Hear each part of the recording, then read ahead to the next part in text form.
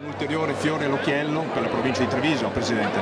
Ma sicuramente sì, sono strutture importanti per lo sport, per la prevenzione alla medicina, ma bisogna sottolineare un aspetto, che è l'aspetto di un imprenditore che ancora crede nell'investire nel nostro territorio, un grande investimento con una grave difficoltà burocratica che per anni ha bloccato questa struttura. Io credo che sarebbe giusto che un paese civile, quando si bloccano le strutture con dei ricorsi, chi perde il ricorso deve poi sostenere le spese che l'imprenditore in questo caso ha dovuto attendere e sostenere per tanti anni. Dall'altra parte, l'altro aspetto importante credo da sottolineare che in questo momento difficile l'imprenditore investe, realizza e concretizza, ma soprattutto crea 70-80 posti di lavoro. In questo momento di difficoltà per l'occupazione è tutto veramente un grande grasso che cola nell'occupazione e garantire a giovani un posto di lavoro certo e sicuro, grazie a imprenditori che costruiscono lavoro attivo.